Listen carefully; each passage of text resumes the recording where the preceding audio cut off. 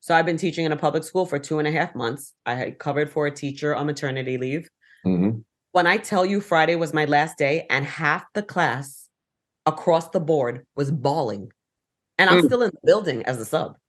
But they were crying that I was not their teacher anymore. And the other two ladies in the science department kept coming in and out of my classroom to like catch me alone, to talk to me before their friend, the maternity leave teacher, comes back, because they've all been working together for 20 years. They would be like, why are you crying? What's the matter with you? And I was like, well, nothing's the matter with me. They're like, well, you look like you're crying. I said, well, yeah, the kids are, kind of got to me today. And they were like, got to you about what? And I was like, about the transition. They were like, but you're a sub. They knew. I was like, but you see, you don't know what I did in here. And this is the proof of it. Look at all the letters they wrote me. And I was only in the classroom 2.5 months. They can't fathom that a teacher came in there and actually had an impact. A sub came in there and actually had an impact. You got a purse full of handwritten letters. I got gifts. They bought me gifts. Wow. Holy shit. They basically hit you with Christmas, like, for kids. So when the white ladies walked into my room to catch me alone before the little homegirl came back yesterday, every time they came in, there were kids in my room, people crying, and more gifts on my desk. And they were like bewildered. They were like, what is going on in here? Why is this happening? I said, because the kids are having a hard time with the transition. Why? They knew you were a sub. I said, I know, but they're having, why? I don't understand. What's everybody upset about? I was like, wow. So you insulted me and the kids in one shot. Thanks. Yeah. They have no clue until when I tell you their mouths dropped when they saw those bags on my chair. They were like, what is going on? Did you have to explain to them first? Like, yeah, these are gifts that the kids got me. Yes. Mm-hmm. Why are you crying? Why are they upset? Bawling. I said, and now they started Googling me. So now they found out about what happened at De Anza and all this other shit, which only riled them up more. Oh, it did. And I had to talk them down. Who is them? The kids? The kids. Oh. They were like, your students protested. I said, don't even think about it. And one girl started a protest. And the only way I could shut her down, I literally took off one of my Tiffany bracelets and I put it on her arm. And I said, look, it is not lost on me what you're about to do. Believe me when I tell you that. Don't do it. 2.5 months I was in that classroom. That's it. God bless those kids, man. I'm not even kidding. These letters, I was bawling my eyes out at what they wrote. I could not believe. How could I have an impact like this in 2.5 months as a sub? And you were going half speed. Like, that's the thing. You weren't going full. That's the part they don't get. Jay, I swear to you, not a single day was I in that school past 3:00. Yeah, right. I didn't go to parent teachers night. I don't go to their professional developments. I don't do tutoring with the kids. I don't meet with them after school. Nothing. This is just the 42 minutes in the classroom for 2.5 months.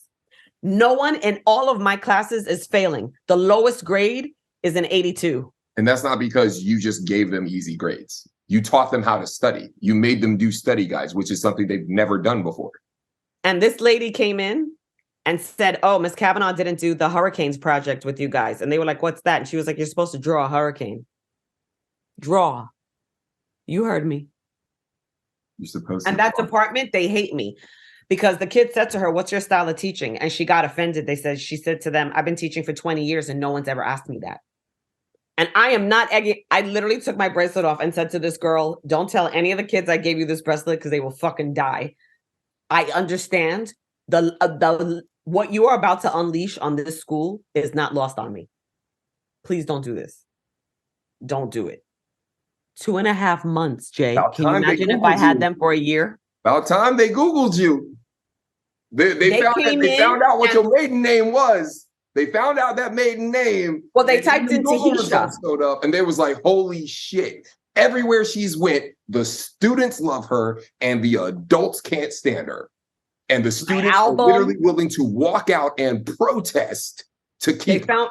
They found my album, my music album from 15 years ago. They were like, is this you? And I keep pretending I don't know what they're talking about. I'm like, who is that? It's clearly me with my name Tahisha on it. And I'm like, wow, she kind of looks like me. They're like, is this you? I'm like, what are you talking about? That's all I keep saying to them. What are you talking about? Anyway, and I would just like turn to something. And then they were like, what happened to De Anza High School in California? Your kids shut that school down. I was like, don't even, when I tell you, don't think I do nothing but diffuse all day long. So I've been subbing this week, like in other classes. They have all been coming to my room because teachers have been absent. So if they're teachers, they all come to my room. So now the teachers in the hallway are like, how do all these kids know you if you're just a sub? And I said, well, I subbed a few classes because the pandemonium in my classroom doesn't make sense to anybody. Right. And they follow me everywhere I am in the school. They track me down and they text me, what room are you in? What room are you in? And now I got 10, 20 of them coming in my room. I run out of there lunchtime and I go home to my apartment. Because they want to hang out with Miss Kavanaugh. Bawling. When I tell you people are bawling, inconsolable on Friday. And these bitches coming out, well, what is everybody crying about? What are they crying about? I don't understand. What are they upset about? They know you're a sub. That's the best teacher they've ever had, and they only had her for 2.5 months. They said, we don't even need another teacher at all. Can't you just teach us all the subjects? Can't you? I mean, because that's the thing. I said, well, I could teach you history. You cover them. I could do history, algebra, apparently, intro to earth science, law, finance, and English. They're like, why can't we just get our work and come to you to learn it? There you go. I said, because these teachers have contracts. I don't talk poorly about the teacher. I said, she specializes in this. You'll be lucky to have both of us. They walked out of her classroom one period. They said, first of all, she says, like 27 times. And you told us not to say that. The educated people don't talk like that. I was like, second of all, they said she plays a PowerPoint and a video and sits in her chair. That's it. They said, after you think we can deal with that? And this is why they hate you. This is why those teachers hate you, because you raise the bar and they want to put the video on. They want to go through the PowerPoint and that's it. The same PowerPoint and same video they've been doing for the last 20 years. And you might actually, raise the bar and raise expectations. They don't want that. They're like, that's why the lady said, I've been doing this for 20 years. And they were like, that's the wrong answer because whoever you were teaching 20 years ago is not us. There you go. But why do the kids have to tell you, the teacher, that? Don't you know that? Yeah, don't you know what the fuck your teaching style is? By now, if they don't give a shit. 20 years. They don't give a shit. And now the kids know what it looks like when a teacher gives a shit. And I had them from September to Friday. That's it. Bawling. I got dresses, jewelry, flowers, pie, cupcakes, candy. Are you serious? I have 116 students. I probably have 80 letters. Wow. Bawling. These kids were really out here crying. They were like, you're the fucking one. They were like, why don't they just give the school to you? Why don't they? Now, did you have any final conversations with those administrators you've been dealing with? No, because the principal ignored me because he sides with those white ladies, but I killed it in the classroom. So how do you juxtapose being a dick to me when I crushed it in the classroom, but they don't like it? So He avoided me. I asked him for 3 days for an exit meeting. He's no time. He had, let's just reiterate that because I'm about to lose it.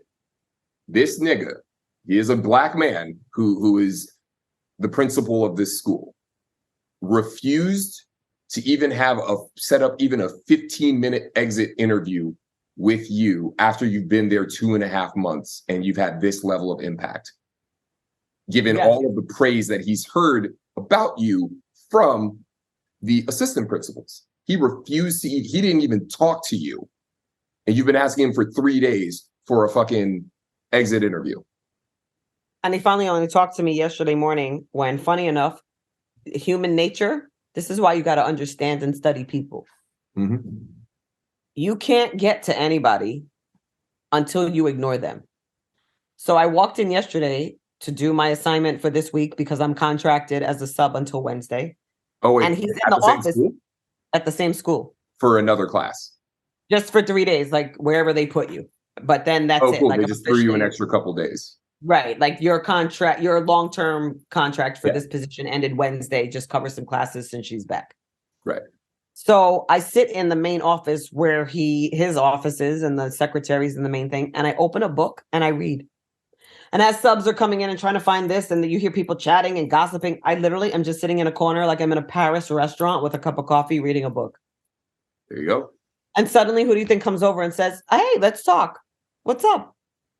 Oh, now that I'm ignoring you. Yeah, so now that you're not emailing him and asking for time and da-da-da. Wow. Because people are people. So we go have a meeting. He said, how was your experience? I said, my experience with the kids was great. He said, oh. How was your overall experience? And I said, like I said, my experience with the kids was great. Right, trying to bait you into saying something negative. How do you think it went? Since you've been up her at, you've been up to you tell me how it went. Yeah, why don't you tell me? So then he specifically asked me, said like something along the lines of how did it go with the rest of the department? And I said, well, considering what I achieved in that classroom as a sub, let alone blow out half the regular teachers you have in this school, I would say the energy level was lackluster. That's what I said. I mean, lackluster is sort of a neutral word. And that was in reference to? What's my experience with the team? With the team. And I said, lackluster at best, at worst, cold. I said, but I get it. They've been working together for decades, and I'm the new girl on the block. I said, which quite frankly, I don't care about. What I do care about is the fact that I did a good job in that classroom, and there's no acknowledgement of that. None. None. Did you tell them that? Yes. I said, and I sent everybody samples of what the kids did. Like their study guides are 28 pages long, and no one responded to that email. Was he on that email too? Everybody was. And I sent examples of the study guides across all 5 of my classes. So you could see it's not one class or fluke. We talked about that. Yeah. It's not just one fluke class of just really, really studious kids. No, all 5 of my classes are performing at the very lowest level at a B. 80%. Lowest. When I was doing the grades, one of the teachers was showing me how to use the system. And she said, let me show you how to plug in grades for kids who have 65 or lower. And when I tell you, I looked at her and said, there will be no need for that conversation. There are no kids failing this class. Mm-mm. How's that possible? I'm not going to let them. They can't. Mm-mm. The first assignment they miss, I'm on top of them. Why are you missing this? Bring it tomorrow. Be accountable for yourself. I made them do extra credit, extra points. And I said, extra credit for my class tilts your whole grade. I said, it's not about one assignment. You could get anywhere between a 90 and 100 on all your tests and get an A in this class. It's not about one grade. It's your overall body of work. Mm-hmm. So if you don't have a good quiz, do good homework. If you don't have good homework, then nail the lab. If you don't nail the lab, nail the test. You don't nail the test, nail the study guide, because they all matter. Right. And then you see, get in the castle. Nobody said it has to be through the front door. Believe me, once you're in, nobody cares how you got in. That's a very good point. That's a very good point. That's very true, even for career shit. Yeah. Just get in. So we crushed it. And the response from the team is poo-poo. Instead of being like, wow, thank you for keeping our kids up to grade level so that when this teacher walks in, there's very little catch up she has to do. After all, this subject matter isn't even my expertise. I had to learn. Yeah. And I took it seriously. And their reaction to me is cold. Because they'll play the videos, get on Khan Academy, here's an Ed Puzzle link. The end. Right. Yeah, that's the thing. YouTube has made a lot of the actual act of teaching, at least what people used to do before YouTube, when they would just get on with chalk and shit, the bare necessities that you were handed, actually. Like YouTube's made it so much easier because you can just throw on Khan Academy for free to teach. It's shameful. You just stand there. It's shameful. Where I didn't have a projector for 2 months, so I had no choice but to teach. But even if I had a projector, I would have taught anyway. And the kids say they like it because it's much more interactive rather than just sit there, watch a video. Here's a packet. That's it. 95% of public school teachers. Here's a worksheet where here's some sentences and you just fill in the blanks that were just quotes from the video you just watched. Shameful. The Earth is the third. You write in third planet from the sun because we just watched this stupid video about the thing and da. Shameful. Draw a hurricane. Yeah. Whereas when talented school.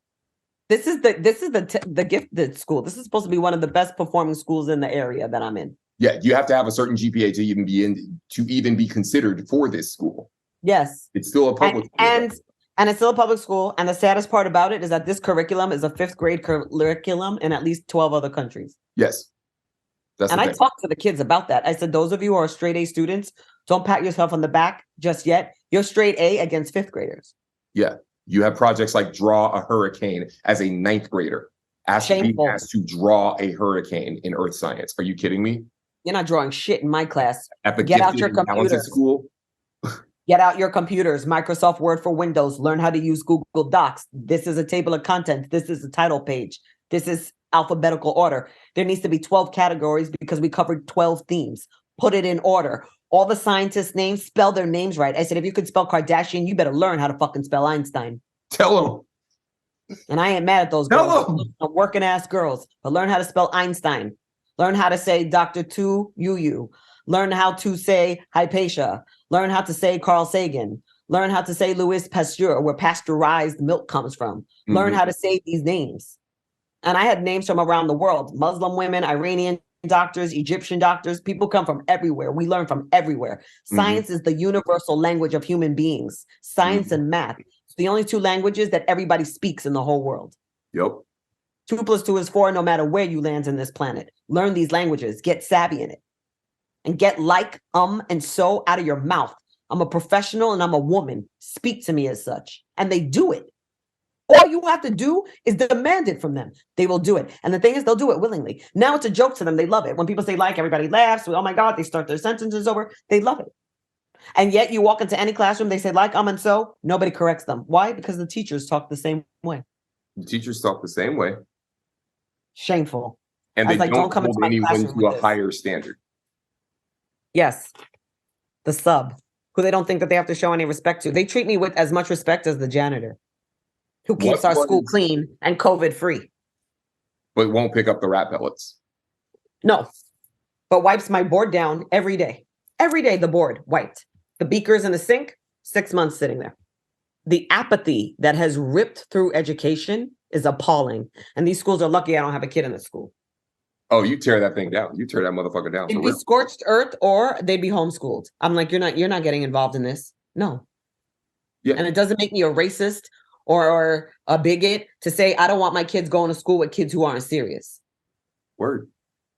The apathy. So wait, the janitor, he wipes the board, but the beakers that are in the sink, he doesn't pick up. You had rat pellets that you had to personally ask multiple times to be picked up because they had been there from over the summer.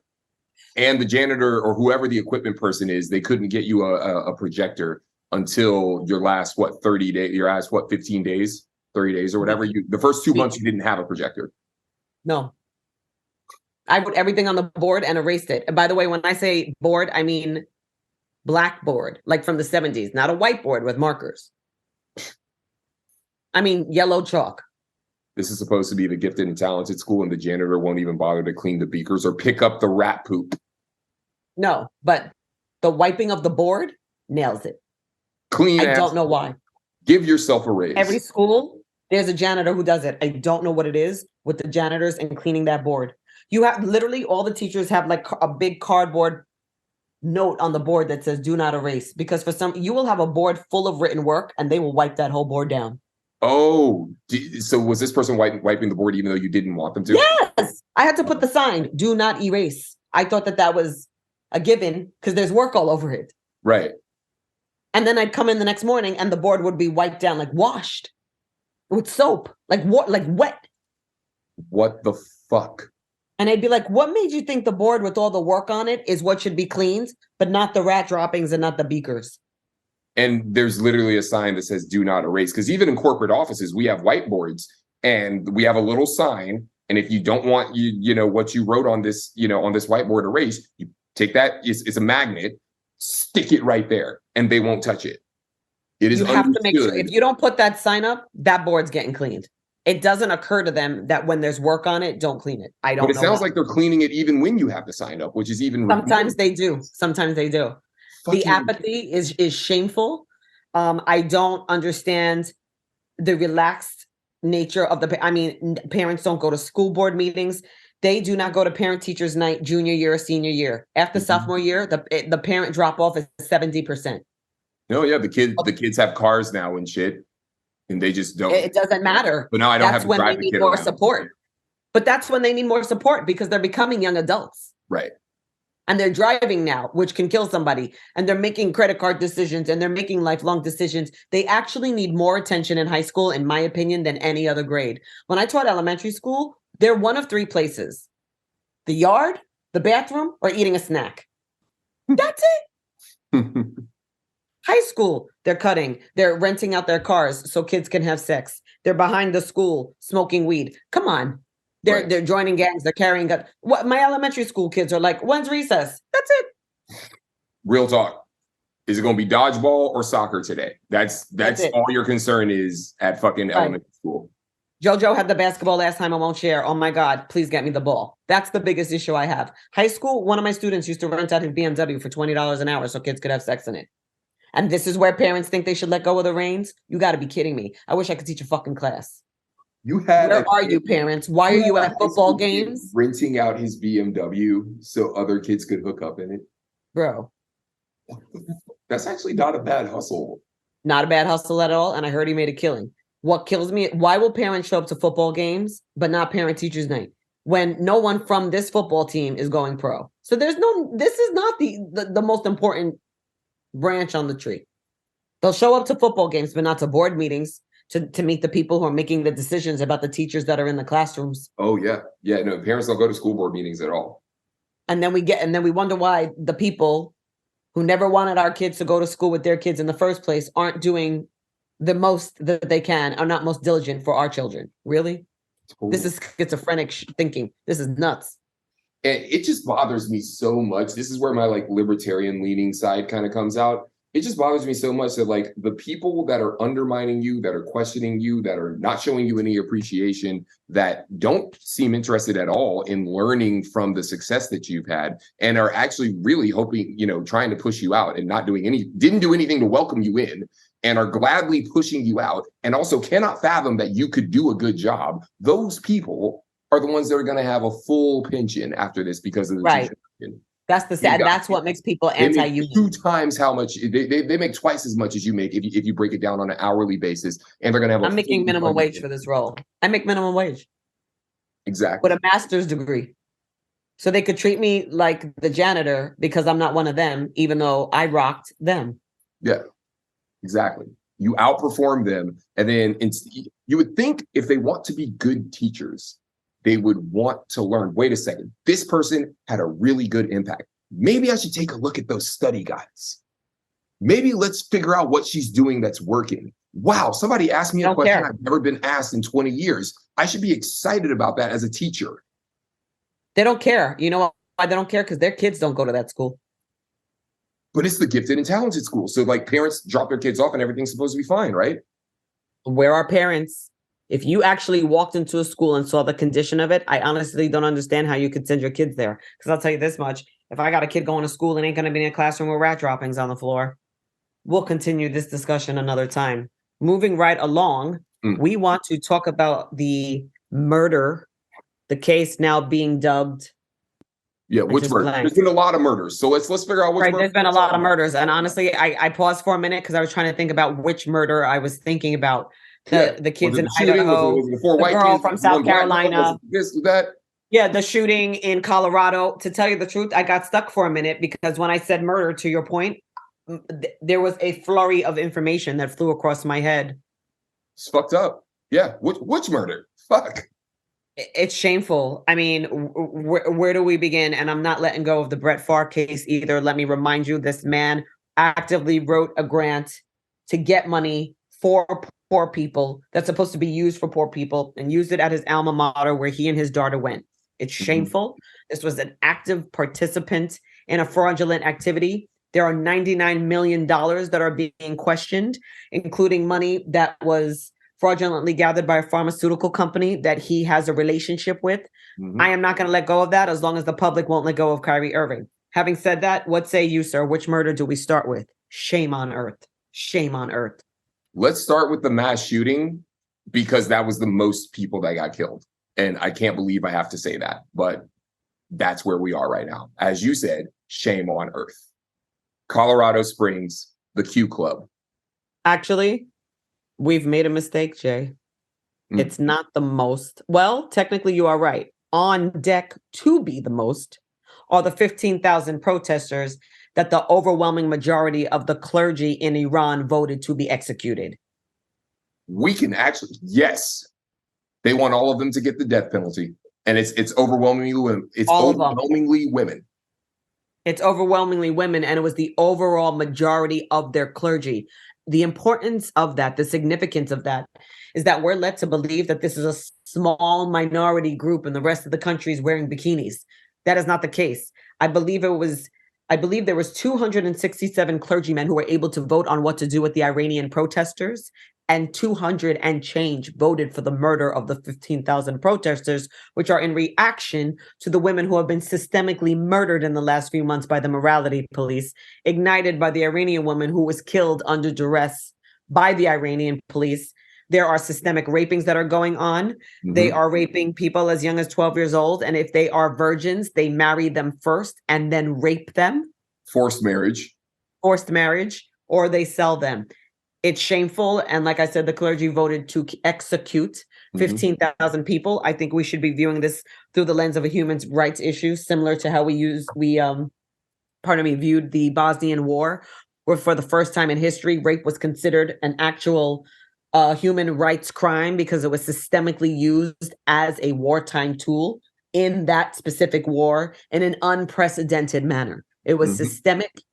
Every war has rape. What made the Bosnian War different was that it was a systemic raping of the women, where 95% of the men were absolutely murdered and buried in pits, and women were shipped off to what was called rape camps. The Iranian murder that is about to happen should be viewed with the same lens, especially in light of how sensitive this country seems to be to the Ukrainian war. Some of that empathy needs to bleed over to the Iranians. We should say the name of the woman who this whole thing kind of started with, Masha Amini. The religious police saw her, didn't like the way that she was wearing her hijab. They didn't think it was covering enough of her hair, and they put her in jail and they beat her to death. That's what I heard happened. But are there different accounts of what happened? Of course, the government has their own version of what happened, but we are clear on what's happened because there's been a series of reports coming out that have shared the information about the torture, the beatings, the abuse, and the rape that has gone on. And this is including raping of the men, too, who are in support of the women who are protesting. But I guess that's not the murder on deck. Please, by all means, discuss the Colorado shooting, which is vile and disgusting. And like we said earlier, shame on earth. Yeah. Shame on us. So it looks like Saturday, the Q Club, which is a gay club in Colorado, a guy walked in with a long gun. They're not saying which gun it was. So we're not going to assume it was an AR-15. And frankly, it doesn't matter what gun they use. But yeah, he walked in there, started shooting. If this reminds you of the Pulse nightclub shooting where the gay club in Florida that was shot up, it should. 49 people were killed there. The folks at this gay club understood what the fuck happened at Pulse. And so they rushed this person. They ran head in. They didn't wait for the police to show up like in Uvalde. They ran head in. They ran straight at this guy. And they were able to subdue him and take his weapon. So 5 is a lot. 5 is 5 too many. But it could have been worse because at Pulse it was 49. At Uvalde it was more than 20. It was more than 20. You wait for the police, you run. No. They ran straight at this guy. And it also turns out this guy, and we're going to leave him unnamed because fuck that guy. Agreed. He was known-ish to police. He threatened his mom with a bomb just a few years ago. However, they didn't use Colorado's red flag law. Colorado has a red flag law because there's been a lot of mass shootings in fucking Colorado. Okay? Red flag law means you can, hey, this person kind of sketched, this and that's going on. They called in a threat, You should be able to seize their weapons or whatever, make them more known to police. Well, there's no evidence right now that the bomb threat that he called in, which literally had a SWAT team come to his own home, there's no evidence that that bomb threat actually led to felony charges, even though it should have. And if he was black or brown, it would have. And there's no evidence that anybody since then, because that was just a few years ago, like 2019, no evidence that since then anyone tried to trigger the red flag law with this person. So are we really surprised that this guy decided to go shoot up a gay club? in Lauren Boebert's Colorado. And she had the nerve to send out a tweet talking about thoughts and prayers. People like her could kick rocks as far as I'm concerned. And again, it has nothing to do with politics. It has everything to do with hypocrisy. Absolutely. Shameful. It's shameful. And at what point do we as a society wake up and realize our self-interests are killing us? At the very least, it's killing our children. Yeah. Now going from 5 to 4. 4 kids get killed. 4 University of Idaho students get killed, brutally stabbed to death in what has been described as a very messy and bloody crime scene in Idaho, not far away from campus. These students all knew each other. 2 other roommates, I guess they lived in a house kind of situation. 2 other people who lived there slept through the whole thing, apparently, and also weren't the ones to call the police, but the police are not naming them as a suspect at all. Isn't that amazing? Isn't that something? I don't know. But yes, 4 kids. I don't understand. How do 4 people all get stabbed? And how is it that you stab one person and the other people that you want to stab don't wake up, don't see it, don't try to run? Like, there had to be someone else, I don't know, with a gun pointed at them or something. They're assuming it was one person. But I don't understand how these other people either slept through that. If that's the case, then maybe were they drugged, or someone was managed to stop them from running or shouting or saying anything. And last point before I toss it to you, no sign of forced entry either. Weird story, still unfolding, not many details, no suspect as of yet. How you sleep through a murder of 4 people will be a very interesting story to unfold, because I'm dying to hear that part. And we'll have to circle back to this story once more information becomes available. Yeah.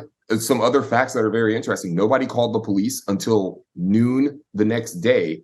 And it wasn't the other 2 people who lived in the house. They woke up and left. And I guess they didn't see or hear or smell anything, despite blood being everywhere.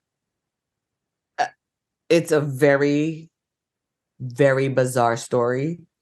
My heart goes out to those 4 families. I can't imagine how hard it must be to wrap your mind around something like this. It's shameful. And again, shame on earth. Shame on earth. It's been a bad month. It's been a bad week. Seriously. It's been a bad week. So moving on from that one to 1. So we had 5, we had 4, now down to 1. And arguably one of the worst. Shameful. Talk to us about what happened in Shanquilla. So, broad strokes, this beautiful entrepreneur went to Cabo in the end of August for a trip with 6 other people. They had a high-end hotel booked for their stay. Allegedly, she was dead 24 hours later. The video footage that has been released shows her hanging out with her friends and having a good time the first night. The last footage coming from her phone shows her walking into the sort of villa that they're staying in, and it appears she's undressed, expecting everybody to be scantily clad, I believe, and kind of ready to party and ready to kick it. And what appears to have unfolded was basically a beatdown. So originally, her friends said she had died of alcohol poisoning. Allegedly, when the doctors came, they recommended her going to the hospital, but the friends required her treatment to occur in the room only. They told the parents that she died of alcohol poisoning, but the parents said that the stories didn't all add up. And when the autopsy report was released, what it actually showed was that her neck was cracked and that she also died of cardiac arrest. Now, watching the video, I saw part of the active video. It's disgusting. It's really revolting. And it looks like at one point, the girl who is punching her grabs her by her hair at some point and spins her. And to me, that appears to be where her neck snaps, because she lands on the floor with her legs kind of apart, like in a scissor. And you hear someone in the background say, "Why don't you fight back?" And she says, "I can't." If I were to guess, the reason she can't is because she couldn't feel anything from the neck down. And was getting punched at the same time and ended up dead. Allegedly, there's $10,000 of her money missing, and allegedly she had more in her suitcase, which was taken by the people who examined her, hence the speedy report saying she died of alcohol poisoning. But the secondary autopsy revealed the neck break. And allegedly, the 6 friends, who are all from North Carolina, allegedly have been unreachable. Phones have been disconnected. And there have been, as of this point, no arrests made. Thank you for adding some details. I was not aware that she's also got money missing. So those friends told her to bring $6,000 or $10,000 in cash with her down there for this vacation. And that's just either there seems to be a combination of either money was taken out of her account and or money was taken out of her luggage. Like most people, you carry, some cash, some debit card. Right. Also, there's inconsistency between death reports, because one report says she was dead within 15 minutes and one report said she was alive for 3 hours and then died. So there seems to be some discrepancy there as well. What we do know is that 7 people went on vacation and 6 people came home. And the story they said, which is alcohol poisoning, does not match up with the autopsy report, which has clearly demonstrated a break in the neck. Mm-hmm. Okay, so it wasn't necessarily 10,000 cash, but it was 10,000 out of her account in some way, shape, or form. 10,000 at least of her finances were gone, and an additional funds that were in her suitcase. Sure, they grabbed her debit card. Mm-hmm. Right, and allegedly, there's the story, as of what I read or saw up to this morning, was that money was what was used to pay off the people who inspected her at the hotel to just wrap it up into alcohol poisoning, cardiac arrest kind of thing. Because the hotel doesn't want bad publicity, because bad publicity means people won't go there for vacation. So it sounds like there was a gentleman agreement of the people who, saw her body at the hotel room, the wink, wink, hush money. And then the friends came home, told the parents. The parents said the story didn't make sense. And again, when they got the independent autopsy, the autopsy revealed that her neck was broken. And based on the video that I saw, it would make sense that it happened when the girl grabbed her by a hair and spun her, because when she lands on the floor, she doesn't move once after that, despite getting punched in the head several times and kicked. She doesn't move at all.